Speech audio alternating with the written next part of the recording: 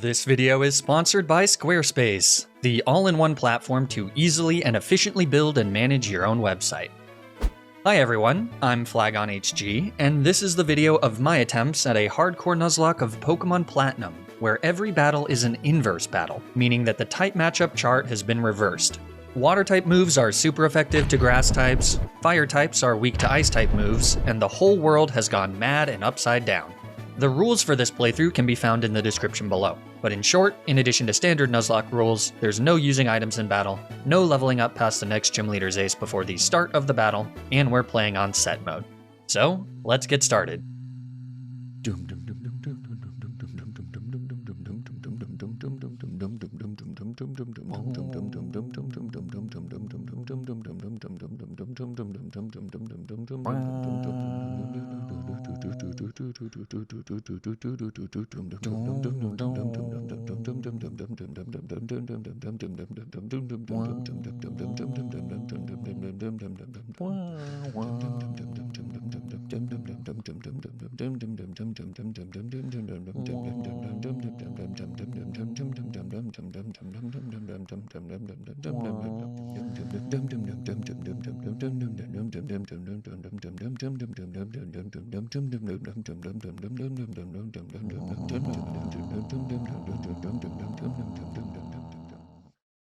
Our journey into the backwards world of Honus begins by choosing my starter. I decide to go with Piplup. Now normally Empoleon's water steel type is phenomenal, but in inverse battles, steel types are a massive liability since they're now weak to pretty much everything. Nevertheless, I anticipated that without a guaranteed water type, Gardenia would be a big problem. So, with open arms, I welcome Noelupme to the team. Then, thanks to the massive number of routes available prior to the first gym, my team gets pretty big pretty fast. I catch a quiet Starly from Lake Verity named Rotbrats, a Bidoof from Route 202 named Larabib, an absolutely banger of a nickname if you ask me, and a Budew named Adarasaur from Route 204. Grass types, as you'll see, are phenomenal in this challenge, so I'm happy to see this guy. In my first fight against my rival Erab, you can see how the inverse battle works. Starly normally resists grass type moves, but in this game, Absorb is super effective, making it pretty easy to take him out. Similarly, his Turtwig is easily walled by Noelupme dishing out super effective bubbles. The hardest part of this game will be trying to ignore muscle memory and remember the inverted typings, especially while playing non-inverted challenges at the same time. Oh, and by the way, huge shout out to Drayano, who made this ROM hack on a whim after my Inverse Emerald video. Super awesome guy behind a lot of the greatest ROM hacks of all time, including Renegade Platinum. A link to where you can download the Inverse Platinum ROM for yourself is in the description below. Anyways, after bubbling Erab down into the ground, we can get the many remaining encounters before fighting Rourke. On Route 203, I catch a brave Shinx named Yarksel. No Intimidate, but oh well. I also catch a Zubat named Tabork in Ravage Path, a Psyduck named Kadudalog in Orberg Gate, a Kricketot named Enudikirk on Route 207, who's actually holding a metronome, and a Geodude named Melog from Orber Mine. With some training, Enudikirk evolves into Kricketune, which is way less exciting when I remember that rock types do not resist bug moves. But Rotprats also evolves into Staravia, so he'll be pretty solid into Rourke, no pun intended. But as our battle with the first gym leader begins, I decide to lead with Yarksel, the unintimidating Shinx. Rourke leads with his Geodude, who isn't able to handle the now super effective Spark from our brave little lion cub. Onix comes in second for Rourke. He's faster, letting him set up a Stealth Rock before Yarksel lets some more sparks fly. Onix is only able to land a single limp rock throw before he goes down. I guess he won't be meeting anyone in the pouring rain, huh? That gets Yarksel to level 15 as Rourke brings in his ace, Cranidos. He's not actually weak to Spark since he's pure rock type, so I decide to switch to Rotprats, who gets off an Intimidate. And funnily enough, he only takes a small amount of chip from Stealth Rocks thanks to the inverted type chart. Cranidos just goes for a Leer on the switch. So on the next turn, Rotprats hits Cranidos with a wing attack, leaving him with a classic sliver of HP, letting the Butthead Pokemon fire off a nasty headbutt that would have easily killed with a critical hit. But since it didn't, after Rourke attempts to salvage the battle with a potion, Rotprats finishes him off with one last wing attack, winning us the first gym badge. It was a bit risky leaving Rotprats in after Cranidos used Leer, but I'll tell you what isn't risky, creating a website with this video sponsor, Squarespace. Squarespace is an online platform that helps you build and manage your own website. whether that's an online store for your business or a personal blog for your thoughts. When setting up a website, you don't need to leave anything to chance. With their all-in-one platform, Squarespace streamlines the whole process, making it super simple to quickly design polished websites using their customizable templates. For example, using Squarespace, it took me no time at all to launch my very own website, poppyhg.com, the home of dozens of curated pictures of my corgi puppy Poppy. I finally updated the site, so be sure to check it out. Squarespace also has a ton of other really useful features, like analytic information about the traffic of your website, the ability to add and play embedded videos directly on your website, and Squarespace member areas, which can be used to connect with audiences and create exclusive members-only content. So if you're looking to start a website for your business or hobby, then you should absolutely check out squarespace.com for a free trial. And when you're ready to launch your website, you can use my custom link to save 10% off your first purchase of a website or domain. Thanks so much to Squarespace for sponsoring this video. Now, let's get back to the challenge. Immediately after the battle against Rourke, our little lion prince evolves into Luxio. Since grass normally resists electric moves, I imagine he'll be pretty good into Gardenia. As will the Buizel I find in Valley Windworks, who I named Lestolf. He was conveniently holding a Wakan berry, so that might be useful later. Lestolf does make getting Piplup as my starter a bit redundant, but oh well. At the very least, he evolves into Prinplup here, so neat. Larabib and Ada Rose also evolve in time to face off against Mars and the Valley Windworks, and here's where you get to see how great grass types are. Thanks to the inverted type chart, grass type moves are now super effective to very common types, like Poison, Bug, and Flying, making a Darasaur able to easily one-shot Mars' Zubat with Mega Drain after a few growths and getting back all the HP he lost along the way. Ugly is last for Mars. Normal types are pretty problematic given that they have no weaknesses other than ghost types, which they also hit for super effective damage. But with the help of a lucky Poison Point activation, a Darasaur is able to win the 1v1 against the Fat Cat by staying healthy with Mega Drain and a held Oranberry. So the battle is won, and Mars' ambiguous plans at Valley Windworks are thwarted. Meaning we can now head to Eterna City. Along the way, I nab a Shellos named Nadortsag from Route 205, a Baniri named Inupul from Eterna Forest, and an adorable little Chingling named Okemic from Route 211. Only Nadortsag joins the team as we challenge Gardenia for badge number 2. She leads with Turtwig, and I lead with Kadudlog. He's able to outspeed Turtwig and hit a hard water pulse that brings him into the red. Turtwig just sets up Reflect, which is pretty useless into my unstoppable killing machine. After Gardenia heals her Turtwig, a second water pulse brings him back into the red and also gets the confusion. Feels good to be on the opposite end of a water pulse confusion for a change.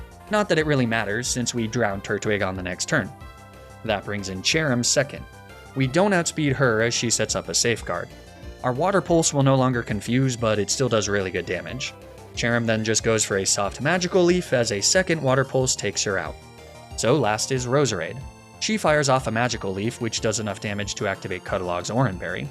Our follow-up water pulse is also strong enough to just barely activate Roserade's Citrus Berry.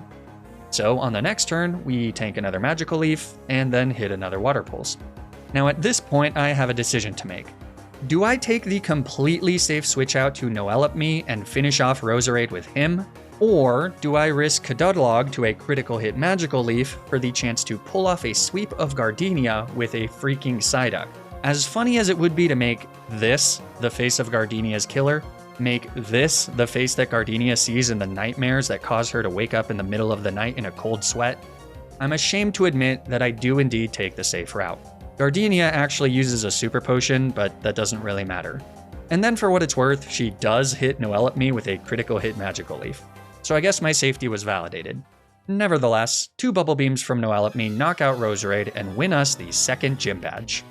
Which means it's time for the scary fight against Jupiter. Her Skuntank loves critting, and this early in the game, a Night/Crit can kill a lot of Pokemon in one shot. Her lead Zubat is easily killed by a magical leaf from a Darasaur though. So the Skuntank comes in next. This thing loves starting with a non-attacking move, so I stay in, rightfully predict a harmless smokescreen, and then hit her with a hard super effective magical leaf, which activates her Citrus Berry. I decide to not push my luck again, and I switch to Okemic, who has evolved into his namesake. She tanks a resisted critical hit Night Slash, confirming that I have the ability to predict the future. On the day that this video is released, the winning lottery numbers in Ohio will be 4, 12, 34, 56, 68, and 7. The Mets will win the World Series in 2023. Elon Musk will die on July 14th, 2024 by choking on his own fist after being tricked into thinking it's a viral sensation on Twitter. Tom Brady will win the Super Bowl in 2025 playing for the Miami Dolphins. Poppy will be elected as the first third-party president of the United States in 2028. Anyways, a second Night Slash doesn't crit, and then Okemic kills Pepe Le Pew with a super effective Grass Knot, courtesy of Gardenia. That wins us the battle, and stops Jupiter's equally ambiguous plans in Eterna City. With that done, we can head to Hearthhome City. In Mount Cornet, I find a Nose Pass. Wait, could this be a half-brother to Nosy? An offspring of the many flings that Nosy's mother had in the depths of Mount Cornet after she left her son in Hoenn with his father? There was only one way to find out. I had to capture him. If I could capture this Nose Pass and raise him into a strong, powerful Probopass, then maybe this Nose Pass could be the link to Nosy understanding his Nose Pass heritage. With that link, maybe Nosy would finally feel, oh, what the hell, Anuta Kirk? I was gonna do this whole lore thing. It was gonna be so moving and profound and, fine. Whatever, no development of the Nosy lore, I guess. This brings me to the third gym leader, Fantina. She uses ghost types, which are tricky to deal with. Although normal types deal super effective damage to them, they also take super effective damage in return. It's a mutually assured destruction kind of deal. Her Mismagius is also super fast, and her moveset hits nearly everything for super effective damage thanks to the inverse type matchups. But before I even get to her, I run into one of her gym trainers who manages to trap Okemic in with Mean Look. He also confuses Okemic, who promptly hits herself in confusion 2 times in a row, marking the very first death of the run. Okemic, my Chemic, may you rest in peace. Thanks for dealing with that Skuntank. You will be missed. Okay, well after that brutal reminder that life is cruel and fleeting, I make sure to buff up my team by evolving Lestalf into Floatzel, Enupol into Lopunny, and Tabork into first Golbat, and then Crobat. Fantina will never see us coming. She leads with her Duskull, and I lead with Lestoph. Back at the beginning of the game, Professor Rowan gave me the TM for Return, which I used to give Lestolf, our fastest and strongest attacker, a 102 base power super effective normal type move.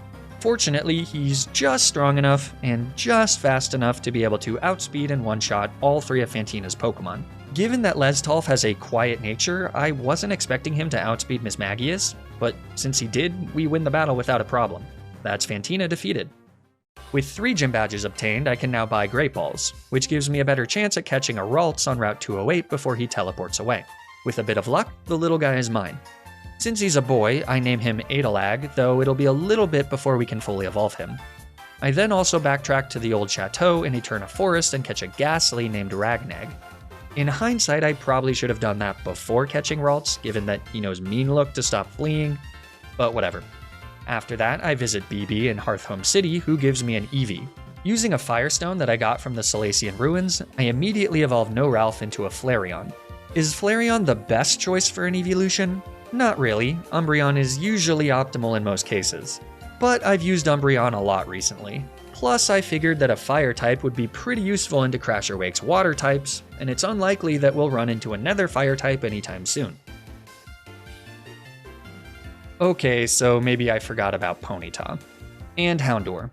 But in my defense, the Houndour uses Roar before I can catch him, so yeah. I mean, I was hoping to catch Rhyhorn on this route because he'd be super useful into Maylene, but Melog, who has evolved into Graveler, should be able to take care of her just fine. I start with Larabib into her Meditite though. I'm surprised to learn that Larabib is actually faster here. He also makes good use of his limited screen time because a critical hit takes out Meditite in one shot. That brings in Lucario, who is utterly walled by Melog. A Metal Claw does an adorable squeak of damage on the switch, as does a Force Palm on the next turn. And then a ×4 super effective Rock Blast is more than enough to knock him out. That just leaves Machoke for Maylene. But since he has strength, I switch to Yarksoul, who has evolved into Luxray. A Bite isn't enough to one-shot Machoke, who just hits another strength, and then for whatever reason Maylene chooses not to heal, so Machoke goes down to a second Bite, and we win a very clean 4th gym badge. So now it's off to Pastoria City. Along the way, I find a Houndour on Valor Lakefront, who again uses Roar. What are you gonna do? After that, on Route 212, I can meander through a giant mud pile until I find a Dawnstone. Using this hidden treasure, I can evolve Adalag all the way into a Gallade, a really cool Pokemon that I don't think I've ever gotten to use in a challenge before. I also catch a Quagsire on Route 212. To be honest, I was hoping for a Croagunk here, but a Rizgok ends up being a blessing in disguise, because she has the ability Water Absorb, making her a perfect answer into Crasher Wake's team. I mean, it'd be cool if she could learn a Water-type move at this point, but oh well. She does learn Earthquake though, which means that she's still pretty solid into Wake's lead Gyarados. I lead with a Darasaur though to take the Intimidate and to bait Waterfall. This lets me immediately switch in Arisgak for free. Gyarados then goes for a Bite before we hit an Earthquake that brings him into the red. And then Gyarados really starts putting in some effort. With a critical hit Twister that flinches, and then a second Twister that also flinches, he's able to bring my Derpy Girl into the yellow before we're able to fire off a second Earthquake for the kill. Pretty annoying, but hopefully it's not a big deal. Quagsire comes in second, so I switch out to Hisatapar, who gets hit by a Yawn. I go for a Fire Blast because I think it's funny that she learns that by level up this early on. But Quagsire actually survives with a Sliver, so Hisatapar takes a standing nap. I decide to just stay in as Wake heals for free. Then we nap for a turn as Quagsire misses a Rock Tomb, which is pretty sad. I'm literally asleep, like how do you miss me? But anyways, on the next turn we wake up and hit a hard Flame Wheel. Then Quagsire gets it together and connects with a Rock Tomb, but since we're a horse and he's a frog or something, we still outspeed and easily kill him with another Flame Wheel. Last is Floatzel, so I start by switching to a Darasaur who shrugs off an Ice Fang. Then I switch to Arisgak on an Aqua Jet that restores some of our HP thanks to Water Absorb. We tank a Crunch on the next turn before firing off an Earthquake. Despite Floatzel falling into the yellow here, his Citrus Berry didn't activate, so a second Earthquake isn't enough for the kill. And I'd need to risk a crit to fire one off anyways. So I switch to Tabork on an Ice Fang, which is pretty convenient since we resist that. Then I go for a Wing Attack, which activates Floatzel's Citrus Berry. But he should be in range to a second Earthquake now. So after tanking a Crunch, I switch to No Ralph on another Crunch, which does a huge chunk of damage. But he now baits Ice Fang, letting me switch to a Darasaur. And since he now baits Aqua Jet, I can switch to Arisgak and get the recovery from Water Absorb. This means that she's now completely safe to even a critical hit Crunch, letting her kill Floatzel with an Earthquake that crits just for kicks. That's Crasher Wake defeated. From here, I decide to head to the Great Marsh and try my luck at catching a little fly. Using the binoculars on the second floor of the Great Marsh entrance, I pinpoint exactly where to find one. Sadly though, I find a Tangela instead. No little fly in this backwards world, I guess. But much like with Arisgak, Hutworgnat, who I managed to successfully catch, is a blessing in disguise because Tangrowth is a phenomenal Pokemon, especially with the inverted type chart. For example, she makes the fights against Cyrus's Pokemon borderline trivial. In the first fight against Cyrus, I use Yarksel with Bite to take care of his Sneasel, but with Hutworgnat's phenomenal defense and access to recovery via Mega Drain, she would have handled her own just fine. But it's against Cyrus's Golbat and Murkrow that you can really see her shine. I mean, she's basically just a slower and bulkier Adarasaur. Together, these two will absolutely carry the rest of the Team Galactic crap, especially because I can now head to Iron Island and get a Shiny Stone for Adarasaur. But sadly, in Iron Island against a random Ace Trainer, Yarksel falls. Remember when I said that half of this challenge is ignoring muscle memory and remembering the inverted type matchups? Well, that's finally come to fruition when I keep Yarksel out against a Staraptor. Good night, Yarksel. May you look down on us from above, surrounded by the great kings of the past. Thank you for your service. The silver lining here is that I do get the Shiny Stone from the depths of Iron Island, so at long last, Adarasaur evolves into his namesake. But his evolution did come with a price, one that I worry will weigh heavily on sweet Adarasaur. Just know that it's not your fault, buddy. Yarksel would want you to live your life to the fullest. In preparation for Byron, I decide to get a few more encounters. First, I head to Fuego Ironworks and catch a Magmar named Ratromgam. Not particularly useful for Byron, but that's okay. I also get the gift Porygon from Veilstone City and name him Z Nagirop. Using an upgrade that I got from the Galactic Building in Eterna City, I can evolve them into Porygon 2, though I thought they were going to be way more useful into Byron before I learned that they don't learn Tri-Attack until level 51.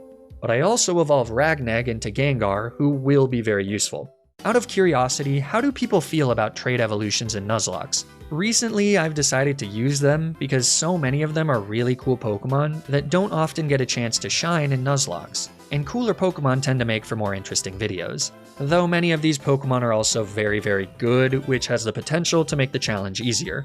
I mean, for example, Ragnag the Gengar effectively solos Byron, despite having an adamant nature. Let me know down in the comments if you prefer to see trait evolutions in Nuzlocke videos or not. Just remember that people can play however they want, so be nice. Anyway, since Byron chose to not ever use Metal Burst, that's the 6th gym badge obtained. Which means it's time for the perilous trek to Snowpoint City to face... what's her name? And tragically, yet another one of our beautiful warriors falls to the folly of man. Specifically the folly of one man. Me. I am man. Against yet another random ace trainer, I get my type matchups mixed up. I forgot that grass normally resists electric and not the other way around. So a Darasaur gets outsped and killed by a super effective Thunderbolt from Electabuzz.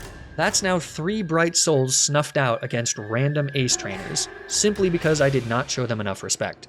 A Darasaur was amazing in the early game as a Roselia, and he was just about to shine as a full-fledged Roserade, but I guess fate had a different plan. He's just yet another example of a life being cut short before their prime. All I can do right now is cherish the time we had together, and use this as an opportunity to remind myself that it's important to stop and smell the roses once in a while. With a Darasaur buried in the frozen tundra, I turn to strengthen my team for the upcoming fight against Candace. As we saw in my Inverse Emerald video, ice types are incredibly difficult to deal with, since normally the only type they resist is the ice type itself. Candace's team in general is also pretty spooky, but at the very least we can get a few ice types of our own.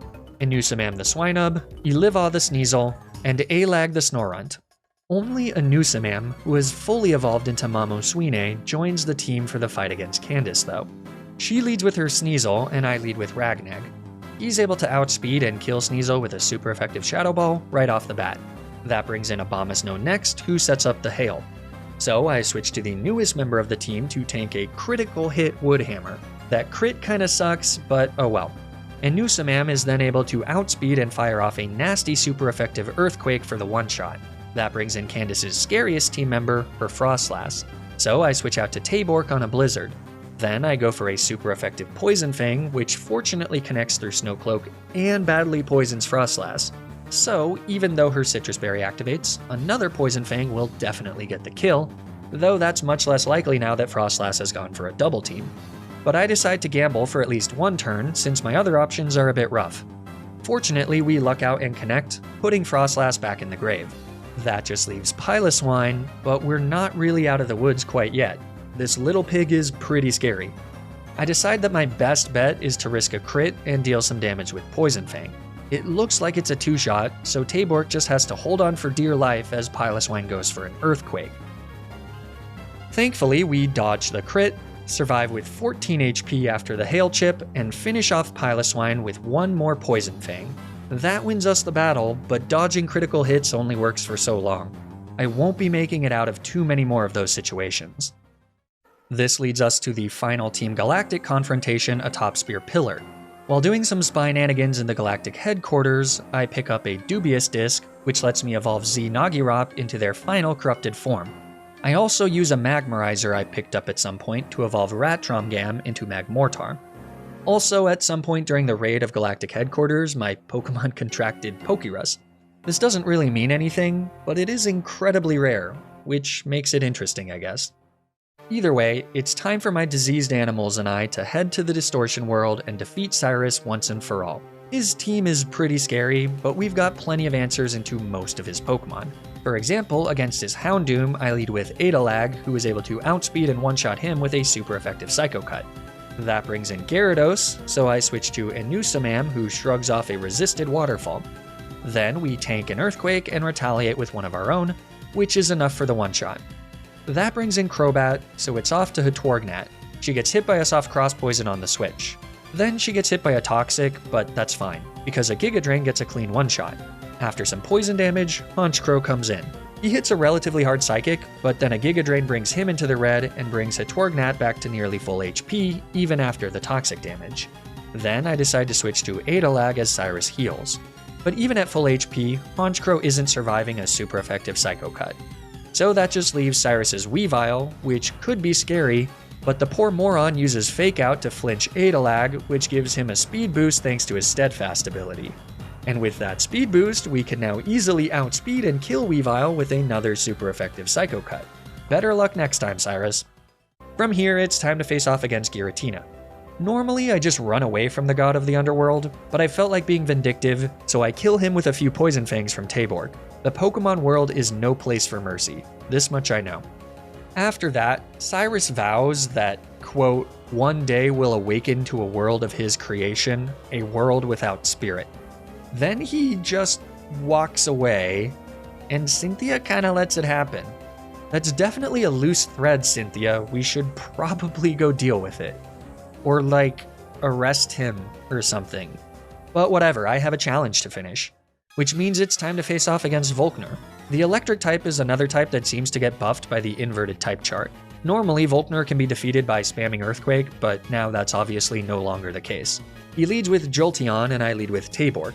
Taborg isn't exactly the strongest fella, so one Aerial Ace doesn't get the kill, but Jolteon just goes for a Thunder Wave, which we shrug off with a Held Cherry Berry.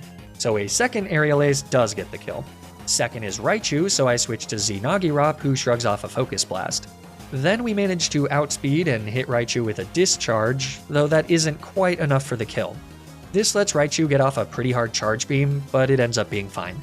Volkner uses a Hyper Potion as another Discharge brings him back into the red. Then I just kill with Psybeam in case Volkner decides to be cheeky and switch in Electivire with Motor Drive. He doesn't though, so Raichu goes down.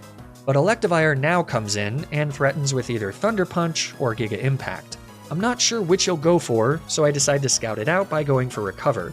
It appears to be Thunder Punch, so I switch to Rotprats, who's able to shrug it off pretty easily thanks to the Intimidate drop. Then I switch to Hitwargnat on a Fire Punch.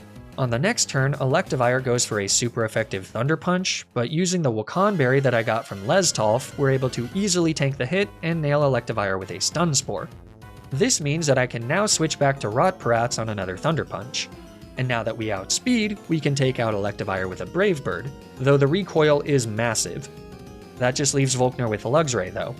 I switch out to Taborg because I'm worried that Brave Bird recoil will cause Rotprats to faint, though I quickly realize that that's not the case. Regardless, Taborg kinda tanks a crunch on the switch. Then an Aerial Ace does a little less than 50% as we tank a second crunch that definitely would have killed if it crit. Since it didn't though, I switched to Hitwargnat on a Fire Fang. Then I switched to Rotprats on a Thunder Fang, which actually misses. Since it missed, I can now super safely survive the recoil from Brave Bird, but even if it had hit, an Aerial Ace from that range would have been enough for the one-shot. Not necessarily the cleanest of fights, but that's the 8th and final gym defeated. With all 8 badges obtained, it's time to make my way to the Pokemon League, which leads me into Victory Road, where plenty of ace trainers await, meaning that there are plenty of random trainers for me to accidentally lose another Pokemon to. But fortunately, I don't lose a single Pokemon to any more ace trainers. However, Psychic Valencia's Absol is able to get a critical hit with Sucker Punch, which cleanly kills my beloved Adalag. That wasn't even an error in the typing matchup. It was just a gross overestimation of Adalag's physical defense, and a gross underestimation of Absol's attack. So for the 4th time this run, I find myself burying a friend. All I can do is hope that this will be the last time. Rest in peace, Adalag. In my heart, you'll always be in the Hall of Fame. With Adalag resting in the Great Beyond, my weathered team makes it to the Pokemon League. But there's still one more fight remaining. The final fight against my rival, Erab. He leads with Staraptor, and I lead with my pride and joy, Hitwargnat. Staraptor goes for a close combat, which does a decent amount of damage, but since that lowered his defenses, a Giga Drain cleanly knocks him out and gets Hitwargnat back to full HP. Second is Floatzel. I switch to a Riskack on a useless Aqua Jet.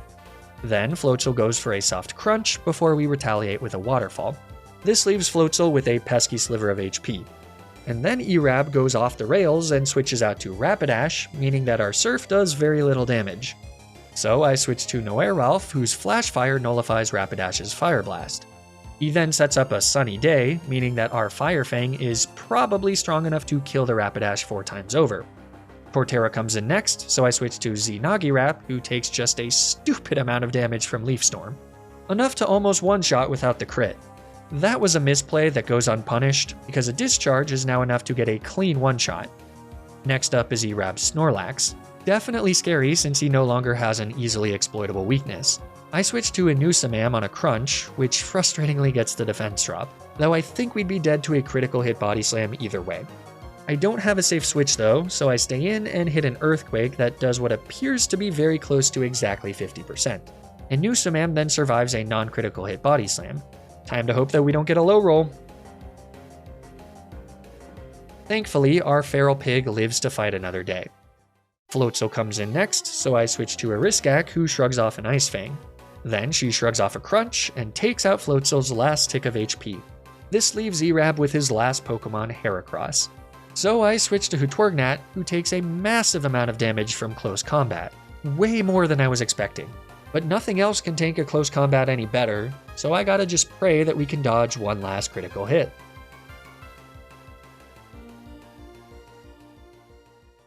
But you can only dodge critical hits for so long. This fight was super sloppy, and Hutworgnat paid the price. I mean, I can curse the world and blame the cruel and unjust nature of fate, but at the end of it all, it's my fault. All of their deaths have been my fault. My Pokemon trusted me. They trusted me to look after them. They put their lives in my hands. And time again, what do? What do I give them in return for their blind faith? Hutworgnat, Adalag, Adarasaur, Yarksul, and Okemic.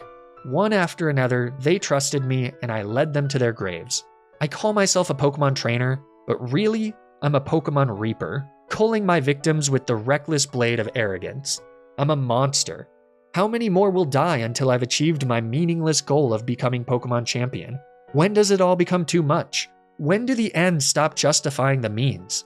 These dark thoughts are what rattle through my mind as I prepare to face off against the Elite Four. Here are the 6 brave souls that have trusted their lives to me one last time, all leveled up to level 59 to match Lucian's Gallade.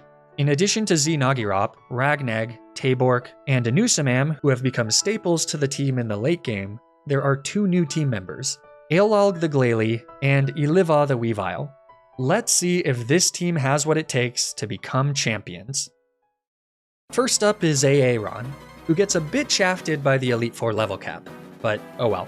He leads with a Yanmega, who instantly gets eviscerated by an adaptability boosted Tri-Attack from Xenagirop. Heracross comes in next, and thinking a Mega Horn is coming my way, I switch to Eliva, but for some dumb reason, Heracross goes for Night Slash, which fortunately doesn't crit, so Eliva survives.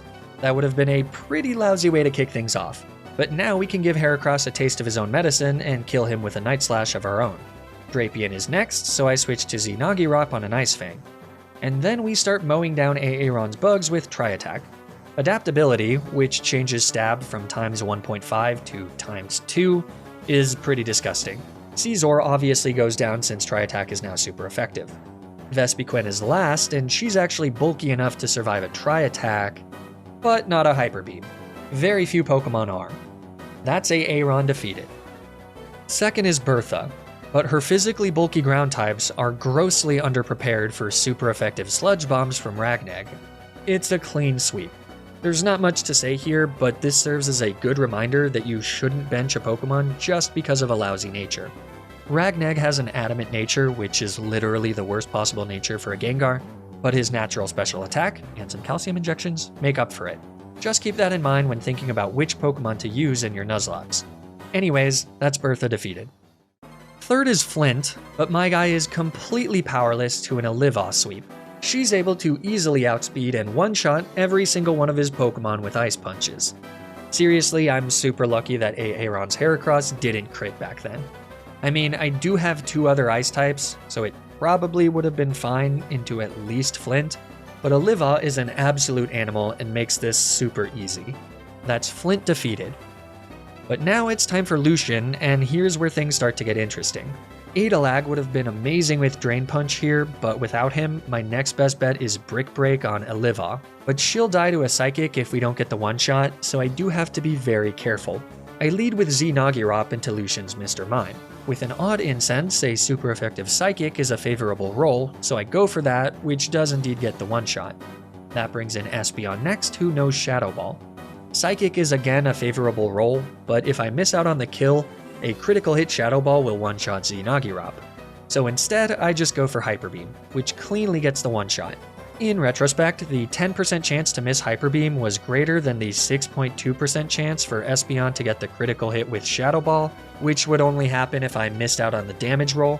So statistically speaking, that wasn't exactly optimal, but whatever. Hyper Beam is cool as hell.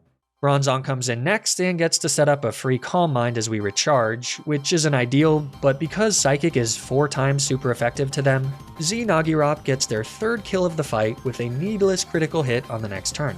4th is Alakazam. I start by switching to Ragnag on a resisted Psychic. Then I switch to Oliva on a quad resisted Focus Blast. This lets me outspeed and one-shot Alakazam with a single Brick Break, which leaves Lucian left with only his Gallade. I switched to Anusama on a Psycho Cut, which was pretty stupid. In hindsight, I should have pivoted through Tabork to bring Anusamam in on a Leaf Blade, because now I'm risking a critical hit Psycho Cut. Fortunately, I yet again go unpunished, and Anusamam is able to defeat Gallade with 2 Earthquakes, winning us the final fight against the Elite Four. So now, all that's left is Cynthia. She's the final obstacle of the challenge, and our team is looking super strong. For all the Pokemon that we've lost along the way, let's finish this. Cynthia leads with Spiritomb, so I lead with Xenagirop, who easily one-shots her with a super effective Tri-Attack. Killing a ghost with a normal type move will never not be satisfying. Cynthia brings in Lucario second, so that poor furry also goes down to a single Tri-Attack. Surprisingly, Cynthia then brings out her big gun third.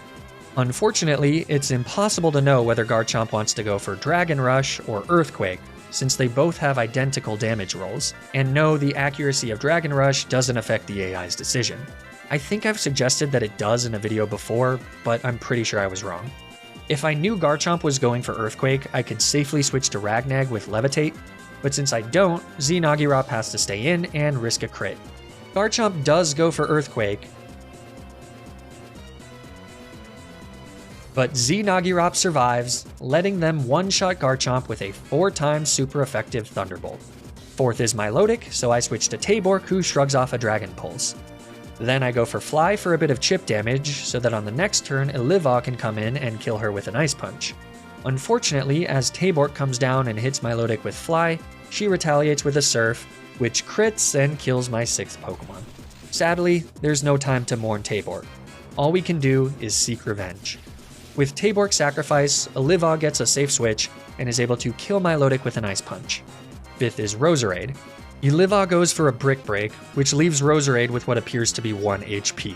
That's a rough low roll because Roserade can now retaliate with Extra Sensory, but fortunately it doesn't crit, meaning that after Cynthia heals with a full restore, a second Brick Break high rolls and takes out Roserade. So last is Togekiss. And since I try my best to be inclusive, I switch to Alag so that she can feel like she did something. I then switch out to Anusamam, who takes way more damage from an Air Slash than I was expecting. Like, a critical hit would have straight up killed her, and then I'd actually be in a decent amount of trouble. But since it didn't, she's able to outspeed and kill Togekiss with an Earthquake, which once again needlessly crits, winning us the battle against Cynthia and the run. With that, Inverse Platinum has been defeated. The end definitely got a little sweaty, and I was lucky with dodging a few critical hits that I could have played around a bit better. I'm not sure if you can tell from the videos, but in challenges that are less restrictive like this one, I tend to be a little looser with preparing for battles and doing things like EV training, because there's more options to have a full team if you make a mistake or lose a Pokemon. It's always nice to change playstyles every now and again to keep things fresh. And this challenge was also really fun for me because I got to use a lot of Pokemon I don't normally use in vanilla games. I mean, sure, a lot of them died, but at least it was fun while it lasted. As always, thank you so much for watching. If you enjoyed watching, please like the video and subscribe. Or don't, I don't know, but I do know that you should follow me on Twitter and Twitch to keep up with streams of my future challenges. You should also subscribe to my highlights channel to get highlights of the challenge I'm currently streaming before it's cut down to a video on the main channel. And be sure to join the Flagon HG community Discord where you can discuss Nuzlocking and contribute to future challenges. The links are in the description below. Stay tuned for more Nuzlocke videos, and until then, remember to always, always, always play around the critical hit.